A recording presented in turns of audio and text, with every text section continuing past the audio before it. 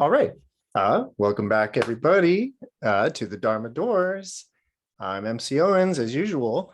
And tonight, the theme tonight is, well, at least to start off, the theme is the qualities of a bodhisattva. So this is the, if you're just joining us for the first time, we have been going through a sutra here, as we always do on Sunday nights. But we've been going through it kind of slowly and kind of just looking at it, looking at different themes. But the overarching theme of this sutra, it's about the Bodhisattva path, the way of the Bodhisattva. And basically, it's full of questions to the Buddha about being a Bodhisattva. The specific sutra that we're reading, which I think Tanya put in the chat there, the specific sutra is called either the Array of Virtues of Manjushri Bodhisattva's Pure Land, or the Prediction of Enlightenment regarding Bodhisattva Manjushri. But again, all of whether you kind of go with one title or the other, it's about this Bodhisattva progress. And so I've done a few talks already about the Bodhisattva, what is a Bodhisattva, the Bodhisattva vow we did one night. And in many ways tonight, we're finally getting into the sutra, like the meat of the sutra. But just a quick reminder, I think some of you might find this interesting because I know that many of you are interested in sources and sort of where this information is coming from in that way. So, and tonight this will be relevant actually for what we're going to talk about. So there's basically two versions of this same sutra. One comes to us from the Chinese, one comes to us from the Tibetan. And there's slight differences between the two of them. And then in English, we have a full translation of the Tibetan version, which is what is in the link for the chat. And this is at a website called read.84000, and that's a great organization that's attempting to translate, or is in the process of translating the entire Tibetan Buddhist canon into English, which has not been done before in its entirety. So that's really cool. So, and I've been reading mainly from a printout of that English translation of the Tibetan.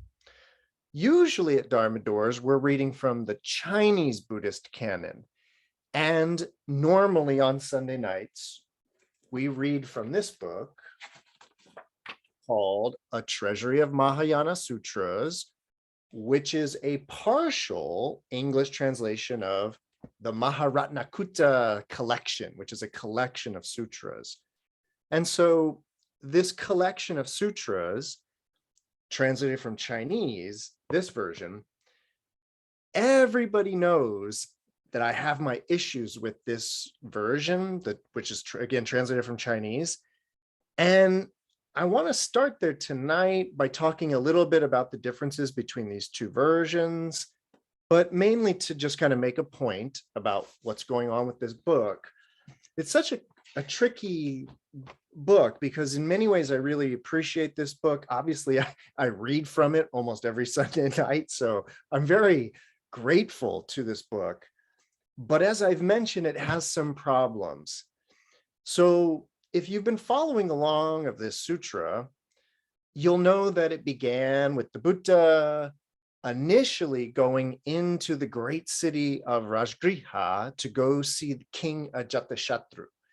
And this whole kind of series of events happened. Miracles, questions, answers, epiphanies, basically, like people having insights. All of this happened in the first sort of movement. It's not quite a chapter, but it's like the first movement of the sutra.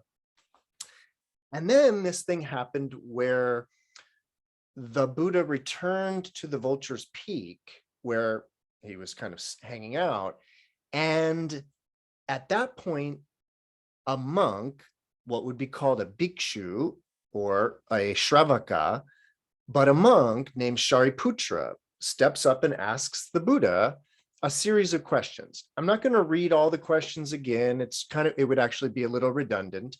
But the idea is that Shariputra asks the Buddha, how does a bodhisattva be a bodhisattva?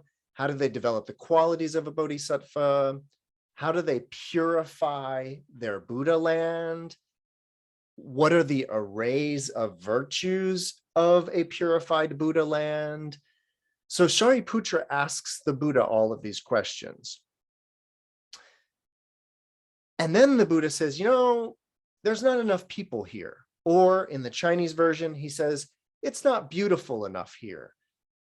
And that's when the Buddha emits this light and invites, in a way, all of these bodhisattvas from all of these other realms, all of these other Buddha lands, invites them all from the 10 directions to come to hear the sutra.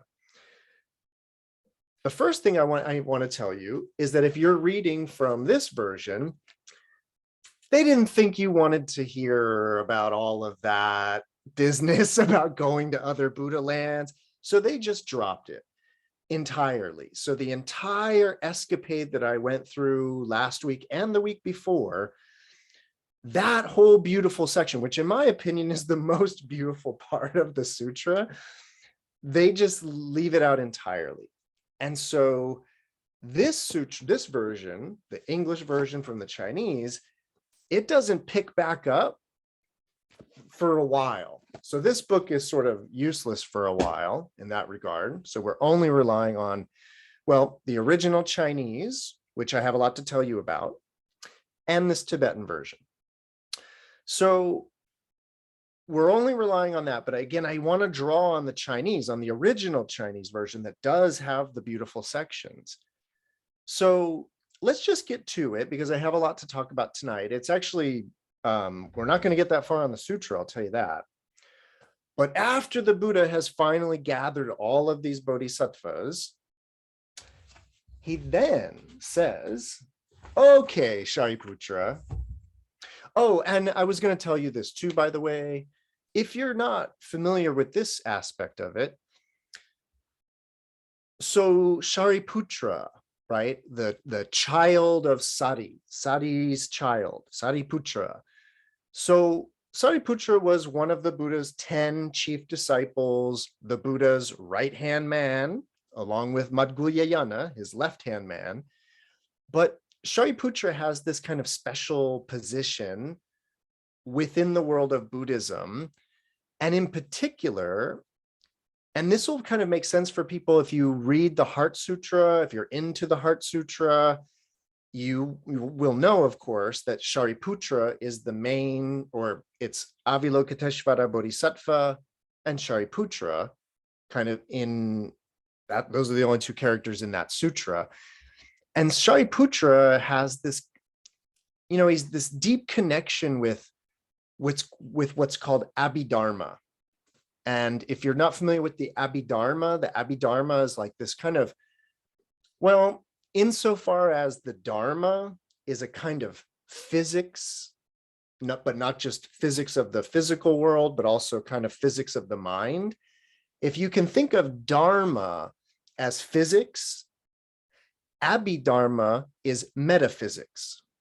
Very similar idea. It's meta-dharma. So it's basically taking the basis of the Dharma, the basis of the teachings, and kind of taking it up a notch to the more deeper significance of the teachings.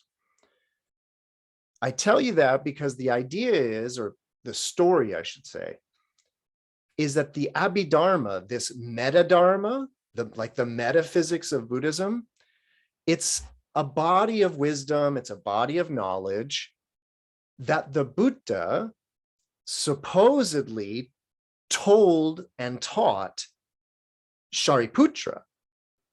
And Shariputra would later tell everybody else about the Abhidharma.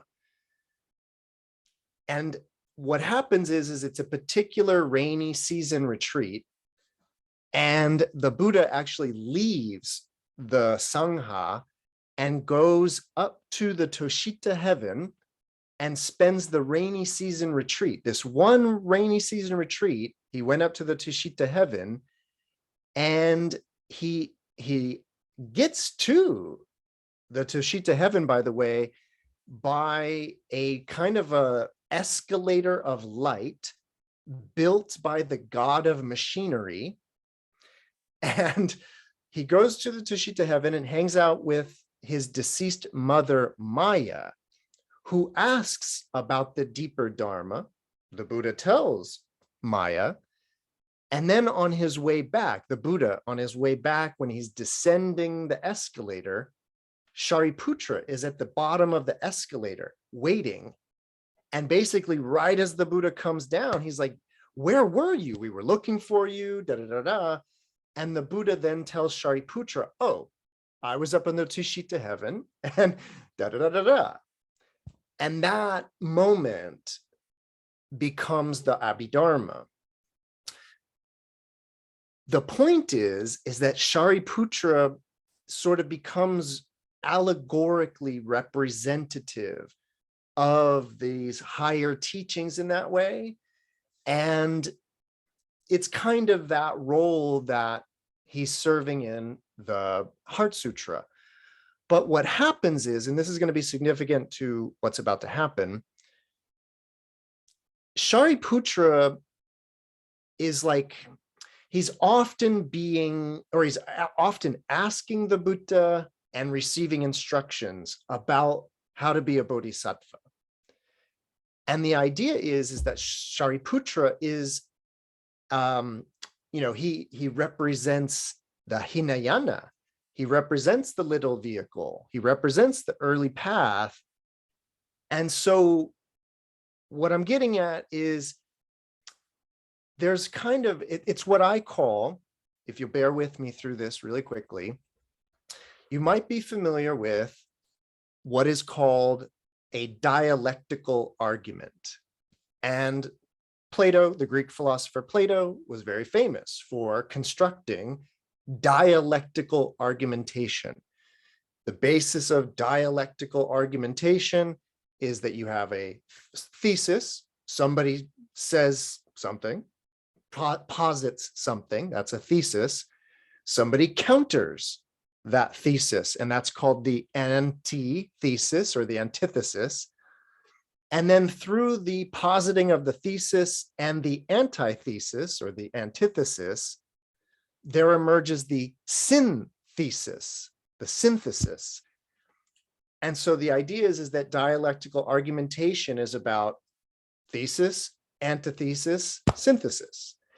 And so an argument between whoever it is and Socrates and whoever, the idea is that you witness, this is the idea of Platonic dialogues, by the way, you witness truth being arrived at. So rather than Plato just telling you, look, here's what's going on, rather you have somebody say, you know what? I think the world was created by elves. And then somebody else says, no, it's created this way. And then through their argumentation, you arrive at, well, the idea is in the Greek tradition, you would arrive at the truth. And what's kind of nice about Plato's dialogues, again, is that it's not just telling you the truth. It's showing you the logic and the reason that arrives at that truth. So it's supported in that sense. I suggest there's something very, very, very similar going on with Buddhist sutras, particularly Mahayana Buddhist sutras, where it's not just telling you what the Dharma is, not just telling you what the truth is or the teachings in that way, but you will witness the truth kind of be arrived at in a way. But an idea that I have, it's an idea that I'm working on, it's an idea I'm working on articulating, is in Buddhist or in Mahayana sutras, they appear to have what I would call a trialectical argument where there's three positions being jockeyed, if you will. And so what you have is this Shravaka, a voice hearer, somebody representing the Hinayana, somebody, a Bodhisattva representing the Mahayana, and then the Buddha as the kind of the arbiter in that sense. So you get this kind of three different positions rather than just two, and it kind of makes it a little interesting from a pedagogical point of view. So that was a long-winded way of describing why is it Shariputra who's asking this? Well, he's kind of the guy to ask these kinds of questions. So again, I'm not going to reiterate Shariputra's question. It was basically about purifying Buddha lands and being a bodhisattva. And so after all the bodhisattvas had arrived, the world-honored one addressed the venerable Shariputra. Shariputra, if Bodhisattva, Mahasattva, those great beings, if they have four qualities, they will fulfill their aspiration. And what are these four? And I'm going to just read this verbatim from the Tibetan translation, and then we'll talk language and translation and all of that. But the four qualities of a bodhisattva to make sure that their aspirations are fulfilled are to genuinely cultivate the mind set on awakening, set on bodhi, to be compassionate toward all beings, to exert themselves diligently, and number four, to attend to a spiritual teacher. Shariputra, if Bodhisattva Mahasattvas have these four qualities, they will fulfill their aspirations. Okay, so we're going to talk about those four qualities of a Bodhisattva. I think they're perfect. They're really perfect. They're four great ideas to talk about. And I think together they really do articulate the scope of the Bodhisattva path. Let's get into a little bit of language. So again, I'm kind of referring to the Chinese, the original Chinese, comparing it to this. And the first thing that you will notice if you read the Chinese is the word that is being used for quality, which would probably be in the original Sanskrit, which we don't have an original Sanskrit, so we have to figure it out from the Tibetan and the Chinese. But from the Tibetan, it would appear that the Sanskrit was a guna. Guna is like a quality or something to that effect. And it makes sense that's within the grand scope of things, that would probably be what it is. But it's interesting to note that in the Chinese they use the term, which isn't the most helpful one, but it's Dharma. In other words, Shariputra, the Chinese reads, if Bodhisattva Mahasattvas, if Bodhisattvas have four dharmas, then da da da da da. And then we also have to talk about the next part of that. So they use the word dharma. And then later on in the Chinese, that word dharma kind of gets clarified as a practice. And indeed, in the Chinese, they will use that word dharma to refer to a practice, as well as a mental object, as well as a physical object, as well as a bunch of other type of phenomena. So, take it as quality, take it as dharma, take it as practice, but these are four aspects of bodhisattvaness. If I were to put it into my janky English, right, that would be the idea. Now, though, we need to actually really start looking at this. So what are these four qualities about? Well, they are the four qualities or dharmas or practices in which, by virtue of them, the Bodhisattva will fulfill their aspirations. I would be very curious to see the original Tibetan and then kind of work out the Sanskrit on that. When we look at the Chinese, we look at the Tibetan English translation, it's very clear that what they're talking about goes back to, I guess, the first or second of these classes I've done on the sutra. What I mean is that this sutra is very much about the Bodhisattva vow, the vow of a Bodhisattva. And I spent actually one whole night just defining what the Bodhisattva vow is and what makes it different than the earlier form of Buddhism, what is called the Hinayana. But also basically the idea is that the early school is called the Arhat path, the way to becoming an Arahat, a worthy one. The Mahayana is the Bodhisattva path, the way to become a Bodhisattva. And there's a lot of differences between those two paths, the Arhat path and the Bodhisattva path. But the primary one that I focused on in terms of the vow, the Bodhisattva makes a vow to attain Anuttara Samyak Sambodhi, the supreme highest enlightened state. And coupled with that, and this is what I talked about in length in that first session, coupled with that idea is, and all sentient beings attaining that same fully awakened state. So it's kind of, the Bodhisattva vow always has these two aspects. It's about going for Buddhahood and bringing everybody sort of with us. But as I defined the vow,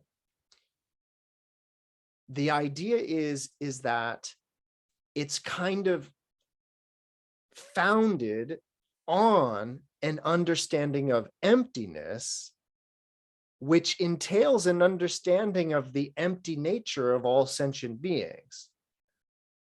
So wrapped up in the Bodhisattva vow is a paradox of kind of vowing to save all sentient beings while knowing perfectly well there's no such thing as sentient beings.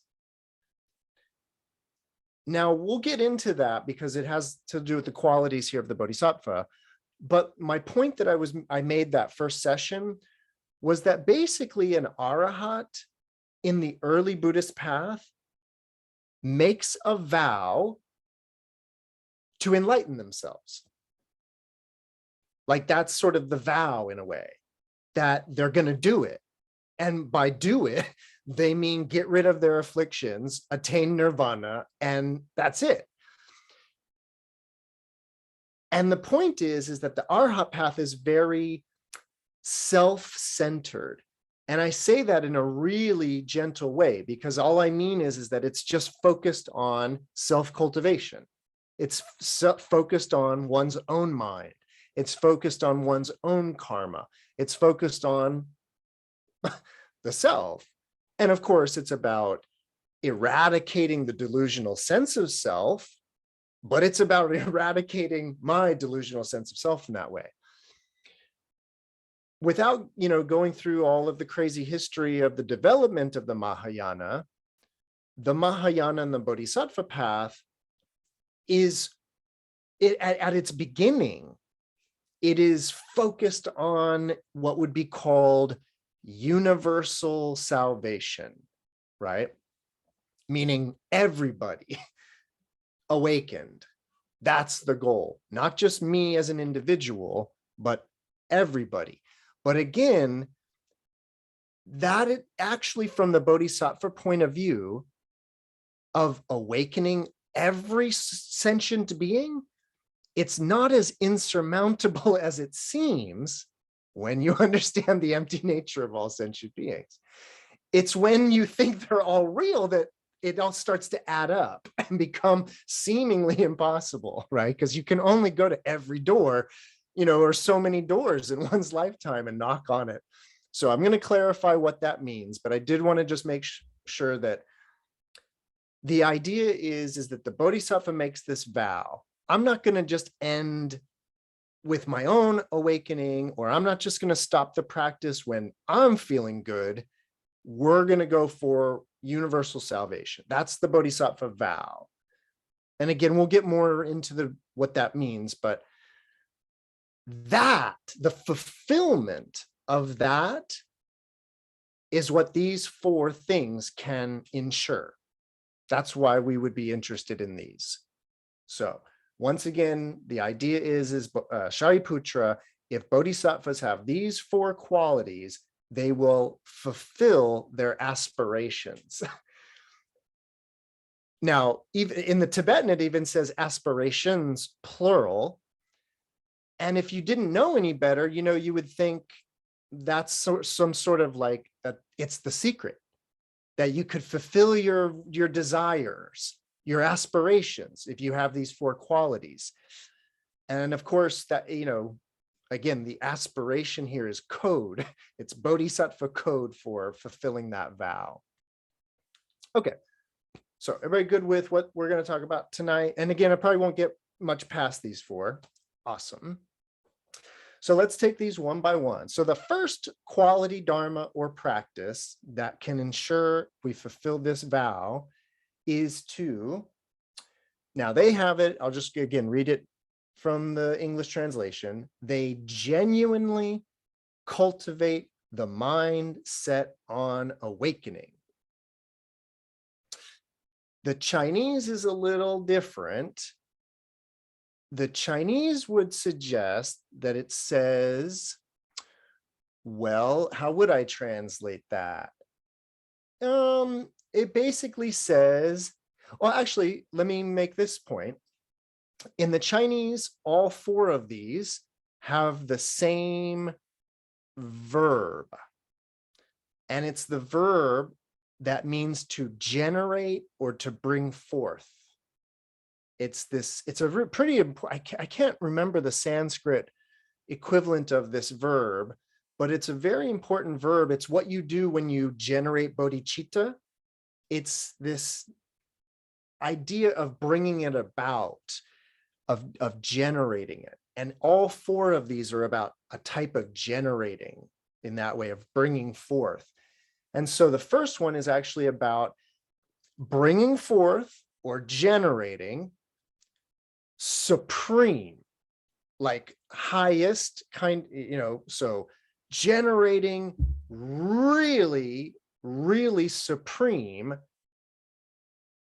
adyashaya. So the Chinese corresponds to what the Sanskrit would be, this word adyashaya. And actually, my suspicion is they're translating the same word from the Tibetan, but they're translating it a certain way. So what this first adyashaya has to do with is, in English, you would kind of say, like, how would you say that in English? It's kind of like determination. It's kind of like drive, but that's actually going to be the third of these is going to be about virya, about drive and determination. So we need to make very clear what number one is. Number one, this word adyashaya, at least from all my Sanskrit dictionaries, when I went looking for what that means, it is this really like, well, let me read to you a definition from a dictionary here. So this is from different sources, but drawing from different Sanskrit dictionaries. This one from a Buddhist Sanskrit dictionary. When the Bodhisattva has attained this high aspiration, adyashaya, their mind is equalized in regard to all things.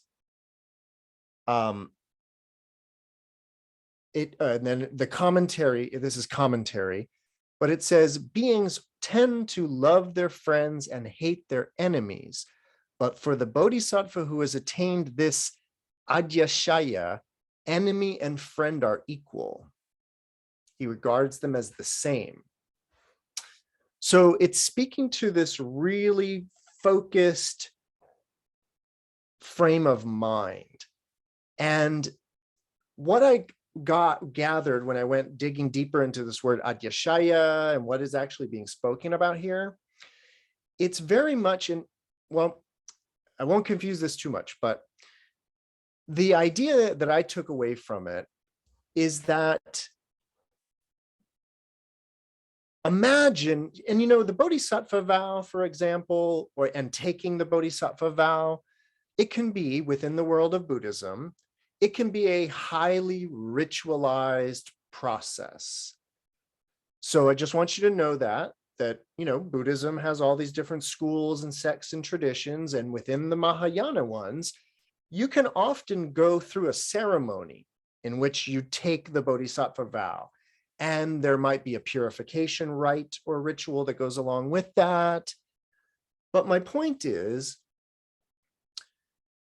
you could, let's say you go to Kathmandu, right? And you fall in with a Buddhist group, and at the monastery, you take the Bodhisattva vow, right?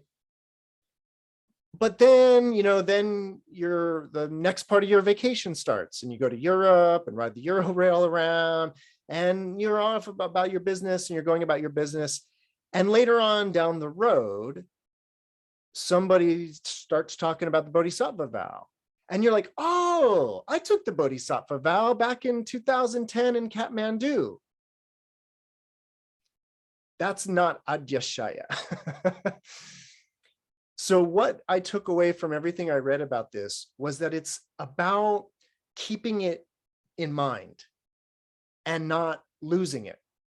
And so I think that example probably covers the idea of like how you could take the Bodhisattva vow and then just kind of go about your business, or you could take the vow and, basically at that point, you're living your life by it in that way, where it's like at the forefront. I mean, it's a vow in that sense. And so the first of these qualities of a bodhisattva that will make sure that we get there is that we keep this at the forefront of our mind in that way. And I think you could clearly see how it wouldn't happen if we didn't do that. Because it's not magic in that sense. So just going through a ritual and somebody sprinkling your forehead with water, that's not going to do it. And so we need adhyashaya, and in particular, we need to generate superior adhyashaya. So this kind of focused, the word has a lot to do with focus, I learned, but it's not sati. It's not that kind of mindfulness focus. It's more of that sticking to itness. So, okay, let's go on to number 2. So the second of these, so again, I'll just read it from the Tibetan English translation. It is, if bodhisattvas are compassionate toward beings.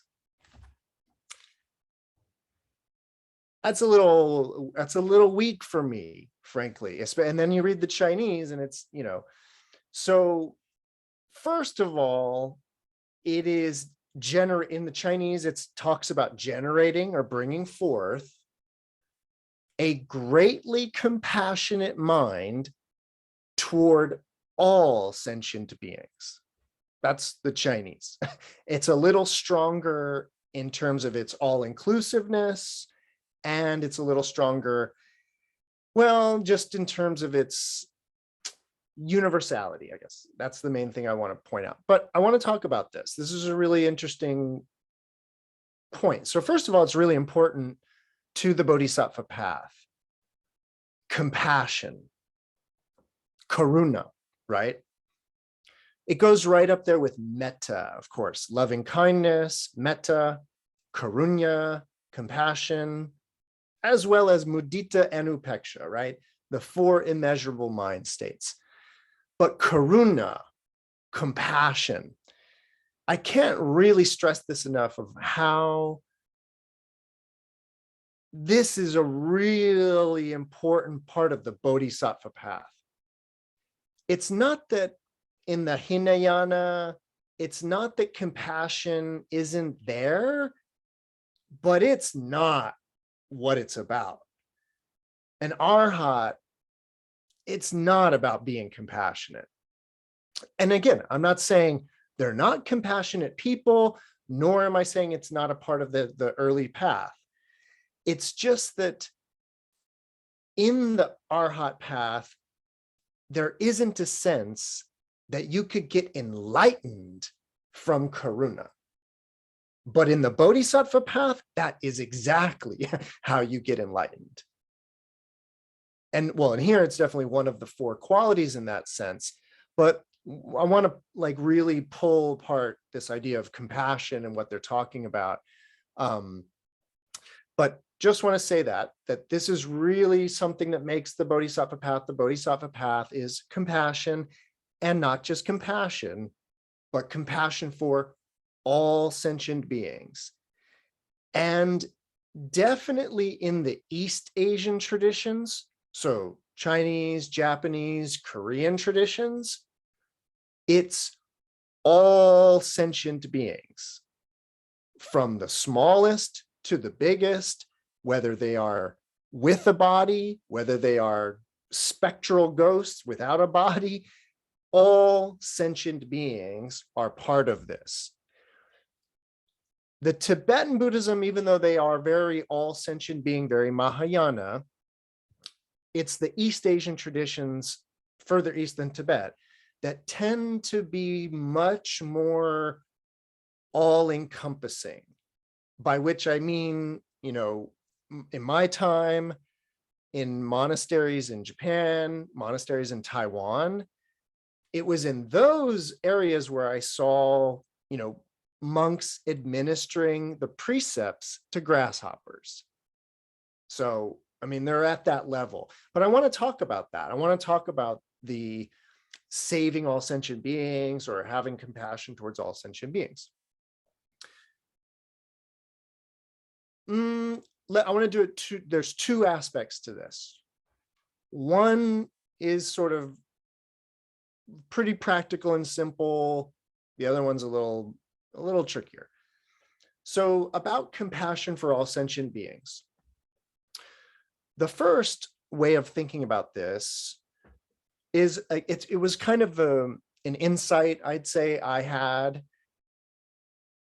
number of years ago in a monastery doing a retreat, and pretty long time ago, I'd say now 10 years or so ago, and actually a little longer than that, but not much longer than that. And the realization I had was this was in Taiwan, buggy, kind of, you know, mosquito-y. And what happened to me one day is I had been living in the monastery for a while, and it was, you know, deep into the practice. And one day there was a mosquito, and I was like,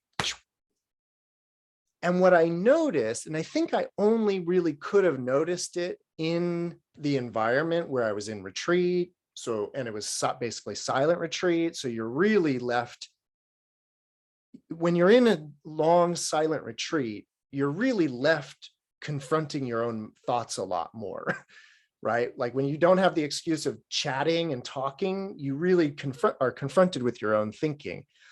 And so in that moment, when I killed the mosquito, what I noticed was that my mind state was one of die. I was like wishing death on another being. And what I realized in that moment was that who or what was on the receiving end of that didn't matter. In here, I was hoping for death. And it was a moment where I was like, oh, wow. Oh. And so I hope you kind of see what I'm getting at, which is not to like, you know, diminish the value of human life in any way. It's not about that. It's about noticing where one's heart and where one's mind is at. And what I mean is, what I realized was the tremendous tremendous difference between a mosquito landing and the mind going, die, motherfucker, ah, versus the mind that doesn't, is like, that might be, they carry disease. That's no good. Om mani padme hum, om mani padme hum, om mani padme hum. And you kill the bug, but you have done it chanting, you have done it with the utmost compassion.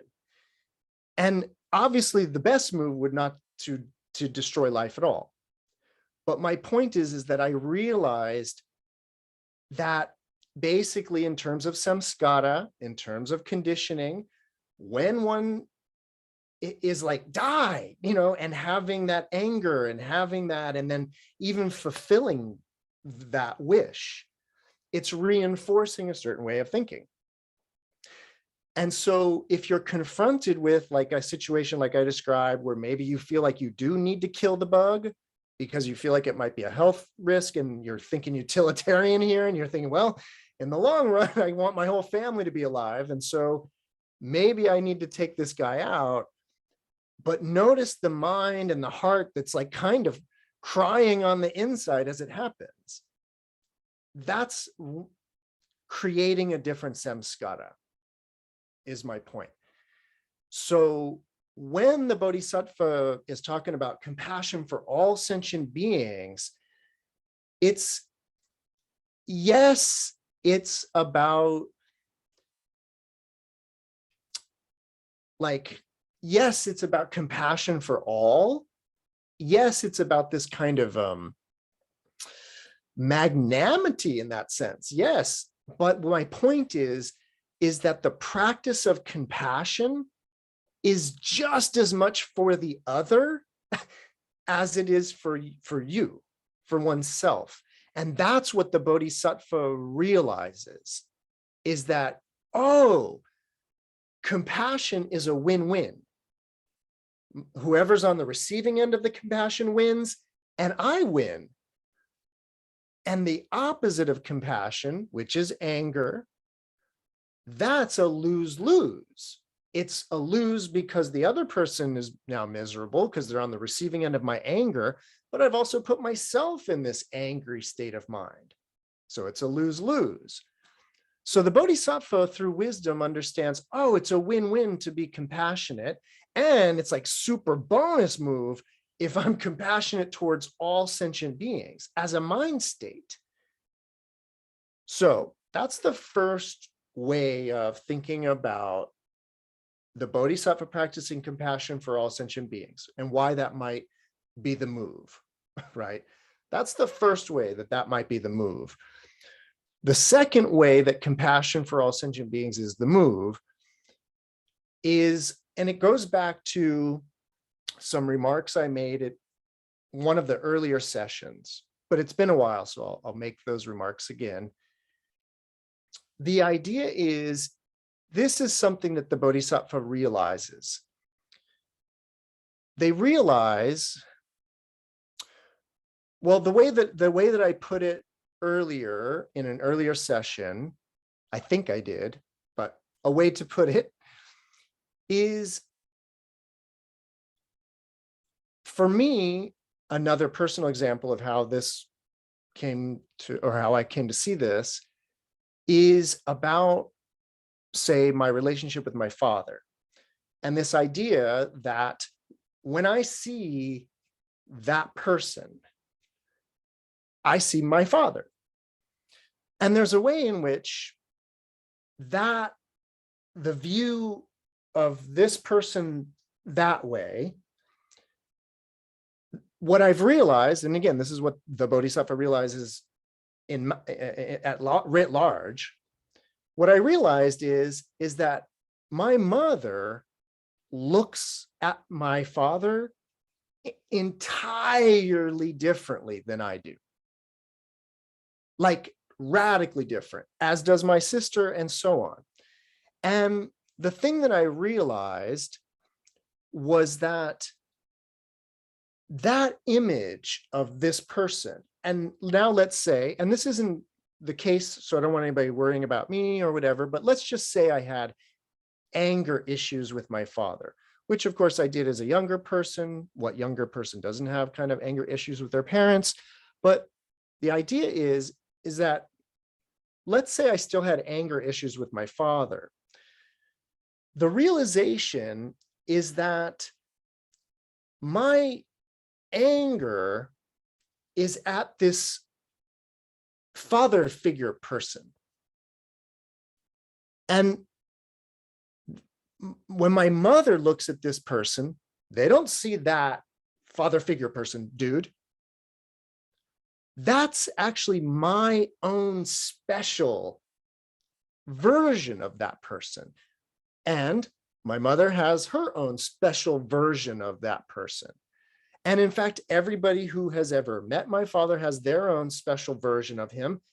And then, of course, when that person, who I call my father, looks down at his body, he has his idea of what it is to that body, meaning he identifies with it. So he calls it self.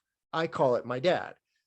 But the point is that he has his own relationship to that body of form, as the Buddhists would call it. And so the first step of this is the realization of, oh, that construction that I have of my father, because it's uniquely my own, there's a way in which, and I say this just heuristically, it's not true, but I mean it just as a way of thinking about it. That version, my father, that version, you could actually kind of see it as half me, half him. Because it's a version of the father that's gone through these eyes, gone through these ears, been processed through this mind, and then emerges, phenomenologically speaking, that version emerges. And it's not only just uniquely my own, but it's like kind of part of me in a way, if that makes sense. Because again, it's so intimate to who I am, and I'm the only one that would ever see that person. And so I have to recognize that that person, there's a big chunk of that is my own. And it's not just about it being my own baggage and my own whatever. I'm talking about how literally, well, let me give you the example I probably gave earlier in the earlier class. The idea is that I could go to sleep one night and have a dream about my father. And he's there in my dream. And the first thing, or at this point, I guess it's the second thing or whatever, but the idea is, do you know why and how it is that we can have dreams about people? It's because our actual experience of them is dreamlike. Meaning that, again, the data, the information has gone through this sensory organ process and then emerges. And it's that I encounter in a dream as well. It's the exact same person, actually, by which I mean that idea of the person. I know that when I meet my father, quote unquote, in real life, I think, oh no, that's the real one. And then when I go to sleep and I meet this dream one, that's the fake one. But the reason why they look exactly alike and sound exactly alike, and my reaction to them is exactly alike, is because they are both actually this phenomenologically created idea of my father that then I can easily conjure up in a dream. So if you're following me on all of that, here's the idea. Let's start with that dream one, because it's easier to understand. So let's say I go to sleep and I then all of a sudden I'm at my parents' house, but I'm dreaming. So I think it's just real. I think it's just really happening, right? So I'm having a dream that I'm at my parents' house, but I think it's real. And guess who's there? My father, of course, right? Now, let's say, for the sake of this example, let's say I still had anger issues with my father. Let's just say that was still the case. Of course, if I found myself in his house, in my father's house, and I saw him, here comes the anger, right? Because I have anger issues with my father, right? So here comes the anger, and then he might start saying something. And now I'm projecting all of this anger at my father, right? And of course, usually when we're projecting anger, we want to hurt people. We want to hurt them one way or another. That's the idea, though, right? So there I am in the dream, but I think it's reality. And I've got all this anger and I'm shooting eye darts, right? Just shooting eye darts at him and mean mugging him and all of this, right? And then I wake up and I realize, oh, that wasn't actually my father. It was just a dream. And therefore, all of that energy, all of that anger was for nothing, because it wasn't actually headed towards my father. I was just alone in fantasy land being angry. That's what that was.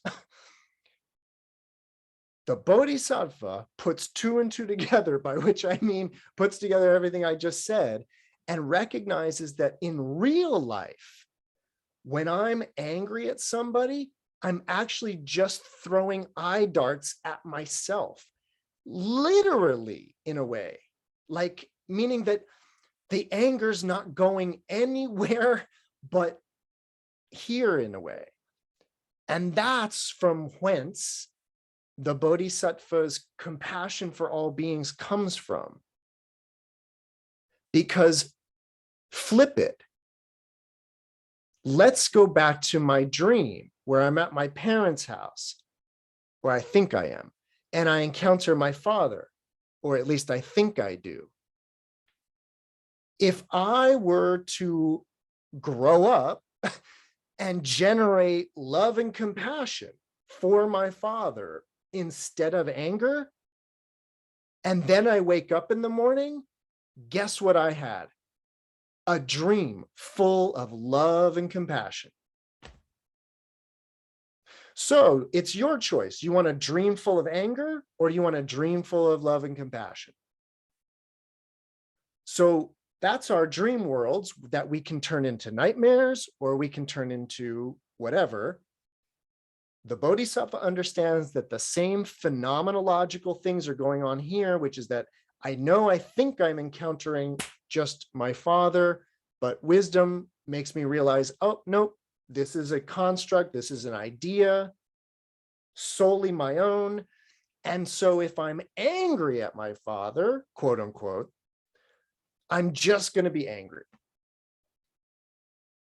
And if I'm extending loving kindness and compassion, I'm going to be full of loving kindness and compassion.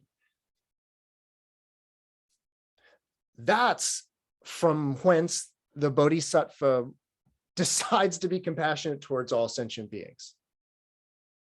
It's working on a mind state and conditioning a different mind state than we're used to. Or it's also this practice of wisdom in that way. And what I mean by a practice of wisdom is that basically whenever we get angry, it's not wise.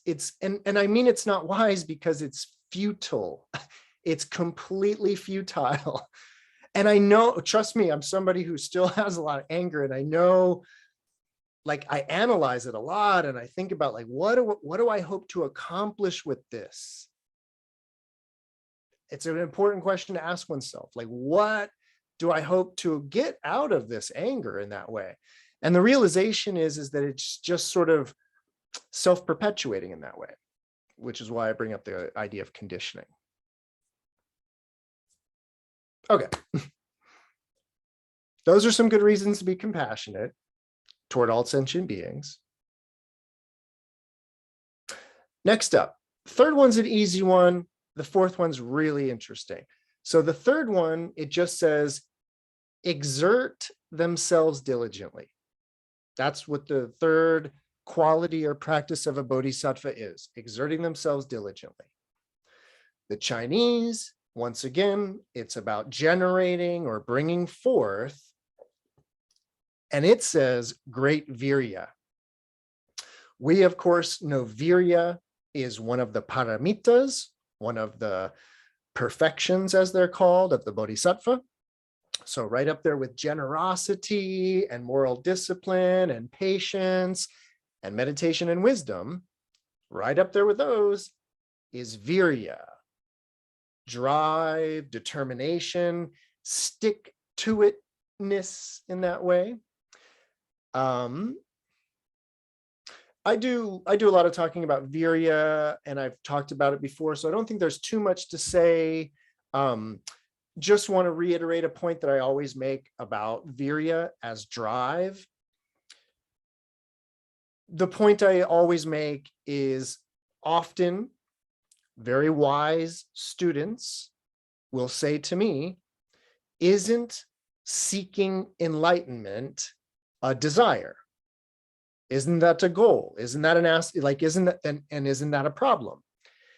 And the idea is if it's a goal, yes, because then it's a goal like any other goal, and we're aspiring, and that's not actually what we're interested in. Developing a supremely enlightened mind doesn't strive, is part of the idea. And so we certainly can't develop such a mind by striving. So if enlightenment and all of this, if it becomes a carrot on a stick that we'll never reach, if it's a goal, how do we do this then? And that's where virya comes in, determination or drive.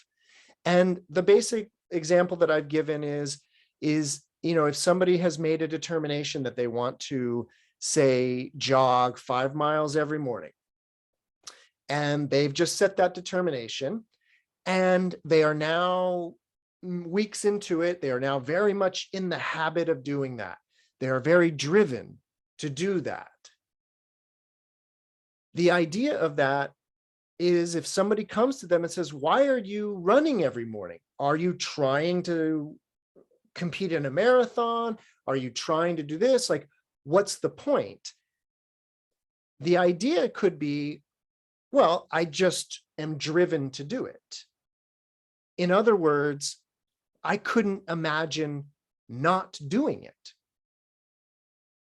So somebody could be driven to run 5 miles every day for no reason, but they are driven to do it.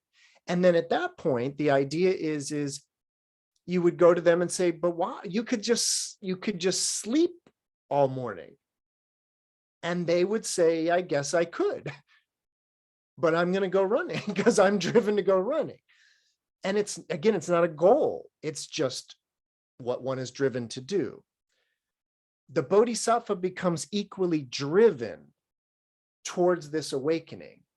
It's not a goal. It's just, well, as I like to say, in the same way that somebody said to our morning runner, like, but you could just sleep all day. And they're like, yeah, but I don't really feel like sleeping all morning. I want to go run. To the bodhisattva, the idea is, but you could come back to the party. There's plenty to drink. And they're like, I'm kind of driven for enlightenment, actually. And it's not a goal. It's actually just that the other option isn't as appealing in that sense. So virya is a kind of drive or determination that a bodhisattva has for this enlightened state, not as a goal, but just because that's what they're doing. Okay. Let's talk about the fourth one, because this one I think is the most interesting, especially from the point of view of the Tibetan tradition and the East Asian tradition.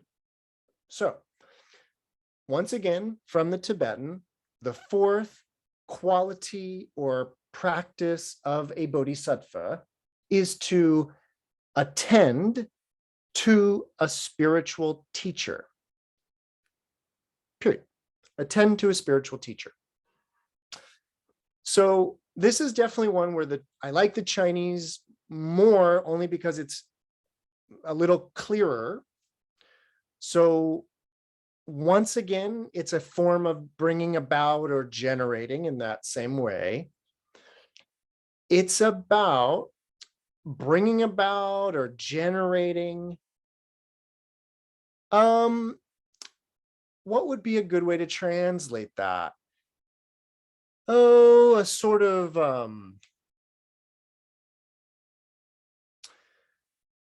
what do they say? Attend to. Yeah, it's kind of like attending. It's kind of like helping, but it's actually not helping. It's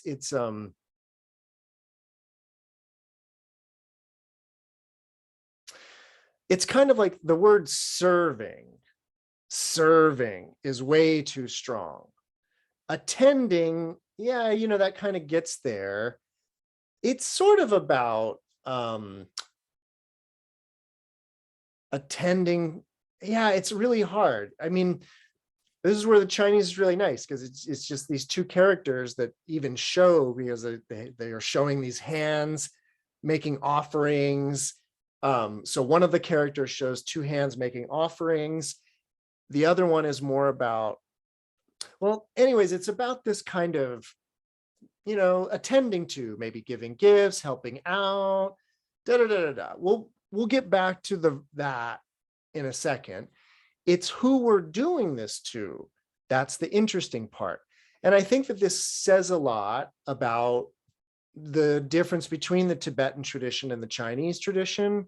And by Chinese, I'm speaking about the East Asian tradition. So that would include Korean Buddhism, Japanese Buddhism as well.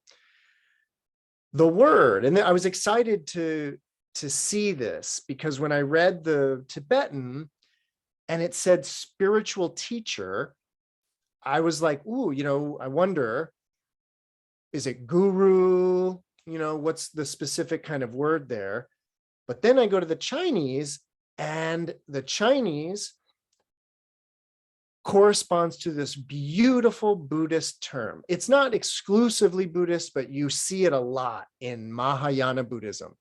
And the word is a Kalyana Mitra. So Kalyana Kalyana Mitra, Mitra, normally translated as spiritual friends. It's a really, really important part of the Bodhisattva path. And what I mean is, in the early form of Buddhism, in the Hinayana, there is a lot of, well, it's one of the three jewels. There's a lot of importance placed on the Sangha, right? The community. And of course, the three jewels, the triple gem, is the Buddha, the Dharma, and the Sangha, right? The teacher, the teachings, and the students. That's sort of one way to think of the three gems. So there's kind of, well, there's some kind of things that go on with the Sangha in early Buddhism. It becomes a matter of who's in the Sangha and who's not in the Sangha. In some schools, it's only the monastics that are the Sangha, and the lay people support the Sangha, but they're not really part of the Sangha. In other Hinayana traditions, the Sangha is both the monastics and the laity, but there is always a distinction between those two in terms of the real Buddhists and the support network for the real Buddhists, right? The Mahayana, I mean, it's funny. If you don't know this history, I've taught this history other places. The origins of the great vehicle, the Mahayana, the origins of the great vehicle are in a very large school of Buddhism, sect of early Buddhism. And that school or that sect of early Buddhism that becomes the Mahayana, they were known as the Mahasangikas. And what the Mahasangikas, what that word literally means, is the great Sangha, the Mahasangha, the Mahasangikas. And the reason why they were called the Mahasangha is because this is why they're the beginning of the Mahayana. They saw everybody as being the Sangha. Now, most schools of any form of Buddhism in the modern 21st century world, they're all Mahasangikas. It's very Buddhist to kind of see everybody as being in the Sangha. So not to say that there's not those sects out there that still make a really sharp divide between monastics and laity. But my point is, most of the early sects of Buddhism, they believed in a small Sangha, which was the monastics, and then a larger lay support network. But this one group, who were the majority, they were like, no, we're all the Sangha. So important point about Mahayanas, they have a kind of a different conceptualization of what constitutes Sangha. And then what happens in the Mahayana is, especially with the Bodhisattva, it becomes very, very important for the Bodhisattva to have Kalyana Mitra, to have spiritual friends. And what I love about this term is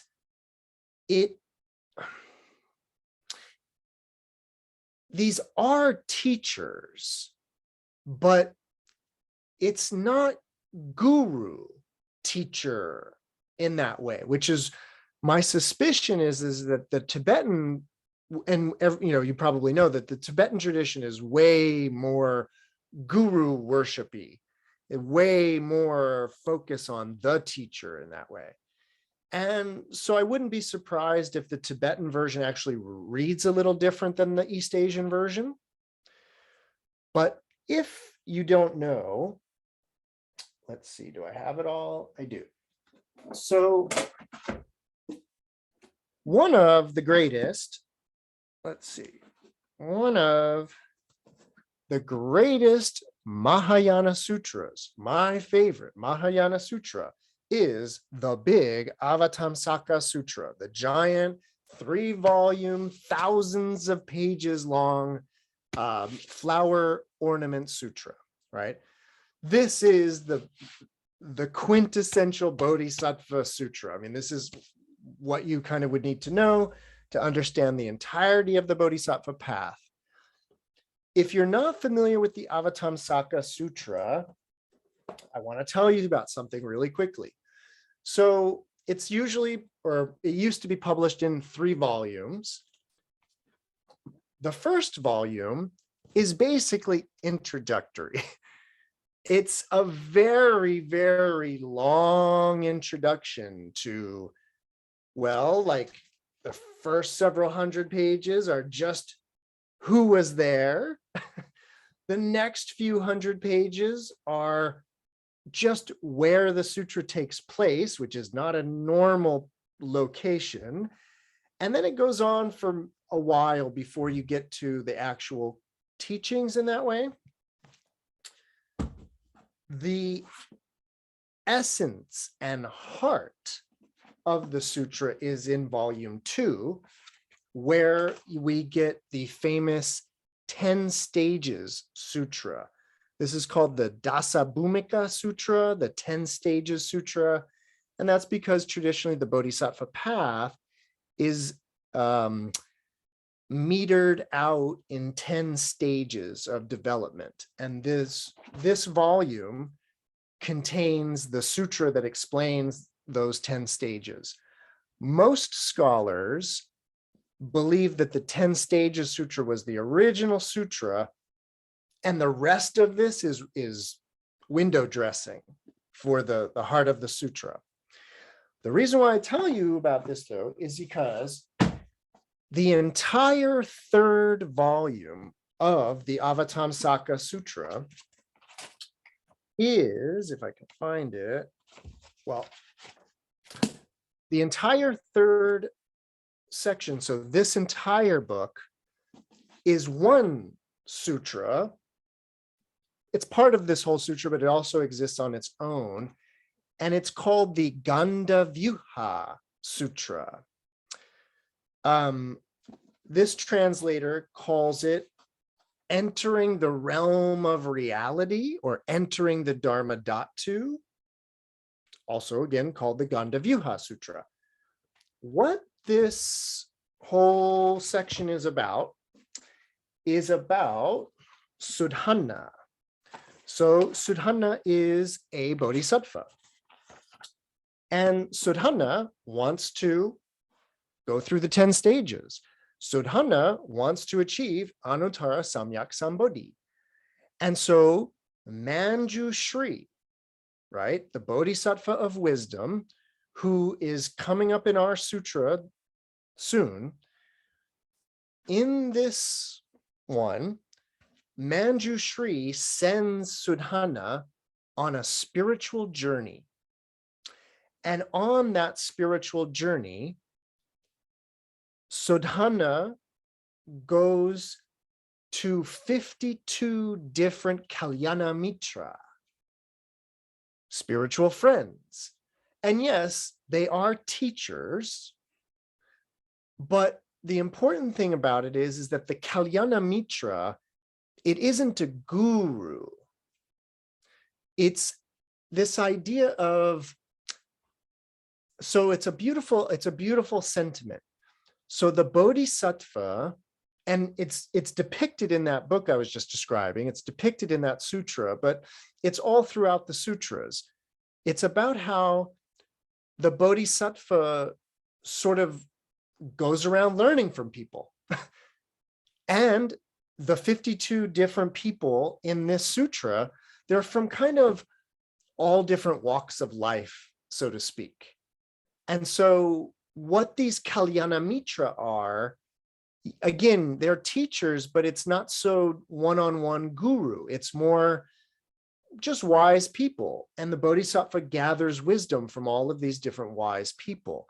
And it's important for the Bodhisattva path to be in contact with these teachers. Like the idea is, and I'm kind of just realizing this now, but I hope you will too. If you kind of start to put together virtue or quality number 1, quality number 2, and quality number 3 of this list, number 4, it really speaks to how the Bodhisattva path is so, well, what Thich Nhat Hanh always calls socially engaged Buddhism, right? And so from being compassionate for all sentient beings, and this idea of having Kalyana Mitra, having spiritual teachers, it's in order for the Bodhisattva to learn and for the Bodhisattva to practice. But I guess what I want you to kind of feel tonight is how the Bodhisattva practice is done in community in a really deep way. And the idea is, I guess I could put it to you this way. Not to say it doesn't happen, but it's kind of like the Bodhisattva couldn't just go to a cave all by themselves and do the practice. It's, again, why it's called socially engaged Buddhism. Yes, we're interested in being compassionate, but it's also that's where we have to practice, is in the world, among the world. If we're going to do this practice, if you're going to be an arhat, a good cave might come in handy in that way. I'm only kind of partially joking in that way, because the practice of the early path, it's so much about basically sensory deprivation, like just going really deep into not seeing, not hearing, not smelling, and just kind of shutting it all down for long periods of time. And so if that's what you're into, then you could just go to a cave and do that. In fact, it'll be conducive to it. But if you're actually, let me put it to you this way, you could, let me phrase this right. You could release attachment to the illusion of self through very, very long periods of sensory deprivation, i.e. shamatha samadhi. So really, really deep periods where the mind isn't really thinking, and the eyes and the ears and the nose and the tongue and the body aren't really being stimulated. That's one practice that if you do it long enough, the attachment to the illusion of self will eventually be loosened, because you're not reinforcing those ideas or reinforcing the behaviors that would create that illusion of self to be attached to. So the Hinayana works, but in particular, again, it only really works for the individual. There's this other way of relinquishing attachment to the illusion of self, and it's the Bodhisattva path. And so the idea of that is that, let me put it to you this way. Greed and anger, two of the three poisons, right? So greed and anger. And then, of course, the third of the three poisons is that very delusion of self. That is the third poison, is the delusion of self. And those three together, the delusion of self, anger, and greed, they reinforce each other. Getting angry reinforces notion of self.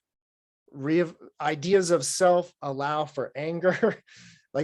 All of these things go back and forth in that way. And so all forms of Buddhism, the Buddha identified the problem. These three poisons taint the mind. They cloud the mind. It's best to get rid of them. And so, again, you could get rid of greed by renouncing, shaving your head, wearing robes, and going off to a world and a place where they don't buy stuff. They don't own stuff. It's a monastery. So you could work on greed in a monastery. It's a great place to work on it because, again, there's not much to buy and there's not a lot to want in that material way.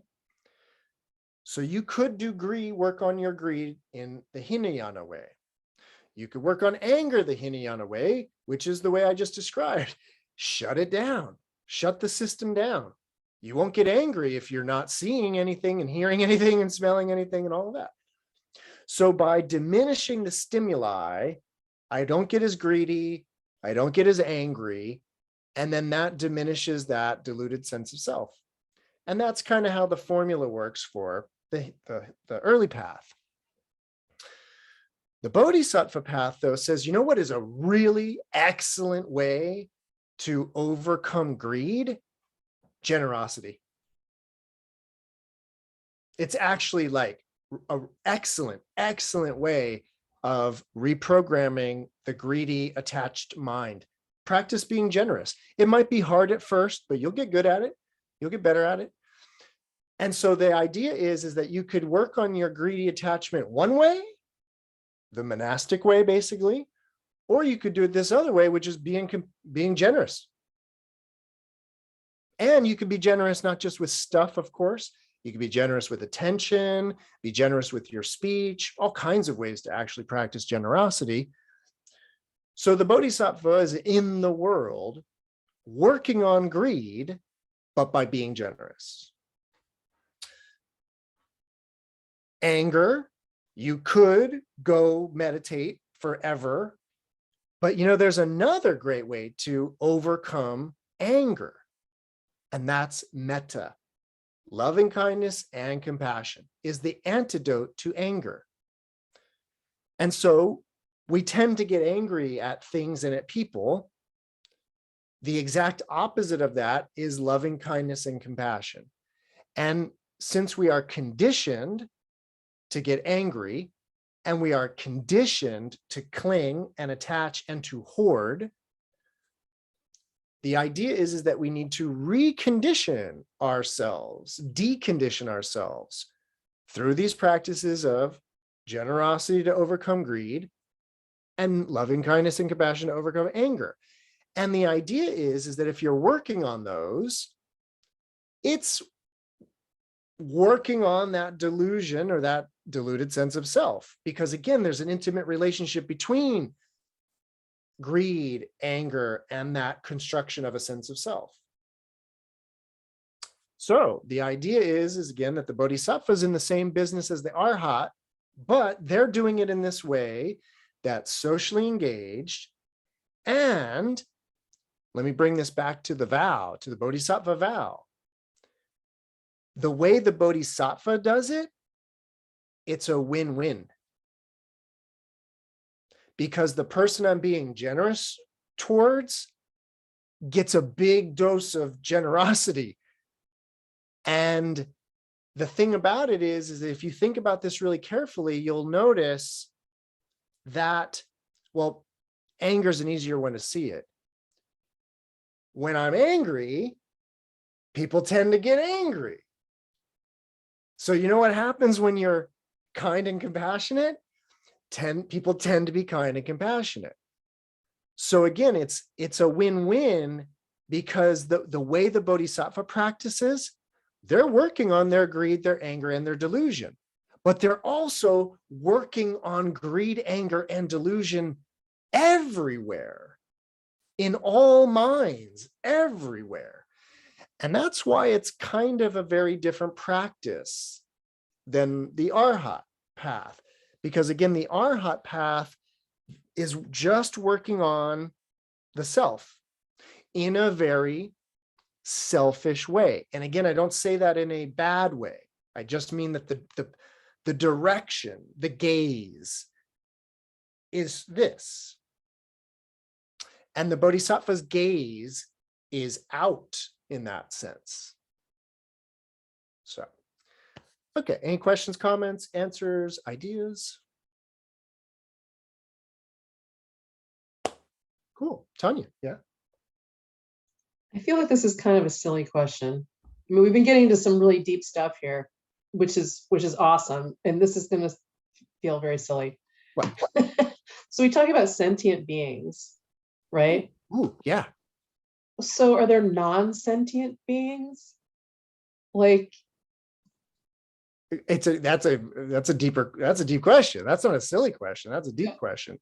Okay. Okay. Well, let me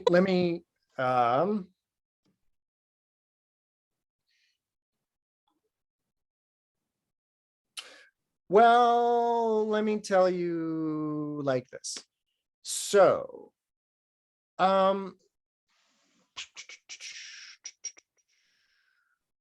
it's a tricky question. So, of course, originally, again, going back to the idea of early Buddhism, there was definitely sentient beings and insentient matter. There was definitely those two divides, or that divide between those two things. And sentient beings were and have pretty much always been defined as not in this exact way, but basically central nervous system, eyes, brain type of a thing. Like that's what constituted a sentient being. So traditionally, way back in the early days, plants were not considered sentient. but if it had eyes and a brain, it was considered sentient in that sense. Now, in many ways, Tanya, what I'm about to say,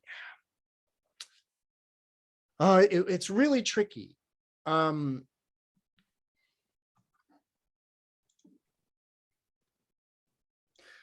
It's really tricky because the entirety of the Vajraprajnaparamita Sutra is about this idea, the question that you raise. And I say that because, so in that sutra, the Vajraprajnaparamita Sutra, a different monk, a monk named Subhuti asks the Buddha about Anuttara Samyak Sambodhi. How, if the Subhuti asks the Buddha, if a virtuous man or a virtuous woman wanted to develop Anuttara Samyak Sambodhi, what do? And in particular, he asks, how do they control or tame their mind? Is the specific question that Subhuti asks. And the Buddha says, this is how the Bodhisattva trains their mind to develop Anuttara Samyak Sambodhi. And it's phrased in a really weird way, but basically what the Buddha says is, of all the kinds of sentient beings, whether they are born from an egg or a womb, whether they are born by miraculous transformation, whether they have a body of form or they don't have a body of form, and even if they are neither with perception nor without perception, meaning they are a meditator in the deepest of meditations, the Buddha says, of all those sentient beings, no matter what kind, no matter what shape, size, or whatever, I cause them all to enter nirvana, thus liberating every single last one of them. In reality, the Buddha says, not a single sentient being is liberated. And why, Subhuti? The sutra says, and why, Subhuti? Because a bodhisattva doesn't possess 4 characteristics: the characteristics of a self, an individual, a sentient being, or a living thing. Those 4 characteristics, as they're called, lakshana, correspond to the Atman, the soul or the essence, the Pudgala, an individuality, a sattva, a sentient being, and the 4th is jiva, life itself, having life. And what that sutra is about, if you read the Vajraprajnaparamita Sutra, it is so profound, because what that sutra is about how those 4 characteristics are actually just that, characteristics. Now, we've done a lot of talking in Dharma doors about characteristics and the idea that you could identify, say, this little thing here as a bird. And why? Because it has the characteristics of a bird. You might say this is a flower. Those are flowers. Why? Because they have the characteristics of flowers. Now, we've done a lot of talking in Dharma doors and other Sunday nights about how the Bodhisattva and the Buddha understands that characteristics are illusory. They're tricky. And they're tricky because they look like they're out there, but they're not. They're part of that phenomenological arising I was describing. So the heart, this is the long, now short answer to Tanya's question. The Vajra Sutra basically is saying that when I say, oh, look, a bird, and then I go, oh, yeah, that's not a real bird. It's not a sentient being because it doesn't have the characteristics of an actual sentient being. It's not moving, it's not making any noises, so it's not real.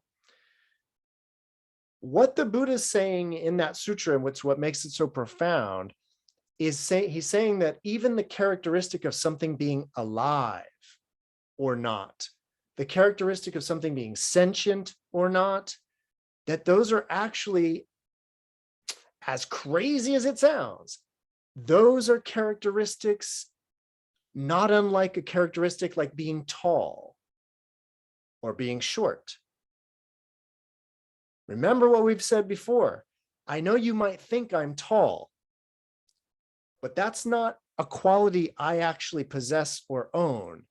It's an impression you have of me. And then you might attribute it to me as a quality. But if you know and understand how it is that I'm not actually tall, but it would appear that way, then you also would understand how I appear to be alive, appear to be a sentient being, appear to be Michael the individual, and appear to be a soul-possessed, living and breathing person. But the deeper teaching of that sutra is that those characteristics, as impressive as they are just characteristics. So, Tanya, the answer to your question is complicated. Robert.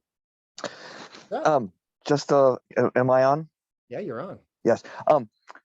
Just a fly on the wall observation that you were saying that the Maha Sangha, that we're all in the same Sangha, and that just listening, overarching that that the Bodhisattva vow that they don't achieve enlightenment until all beings, and that we're all in the same Sangha. So those two threads I tied together, or at least in my little. Beautiful. Beautiful, Robert. Great threads to tie together. All right, everybody. That's going to do it for me. We will pick back up somewhere next Sunday night. Keep learning about the Bodhisattva path. So Awesome. Thanks so much, Michael. My pleasure. Do you have any announcements that you want to share? Oh, yeah, just real quick. I'm doing my 10-week course on Buddhism starting next month, March 8th. You can go to lotusunderground.com to find out about that. But it's just a cool 10-week course in the basics of Buddhism. But it's for if you've never heard of anything about Buddhism, or if you think you know everything about Buddhism, it's for you. So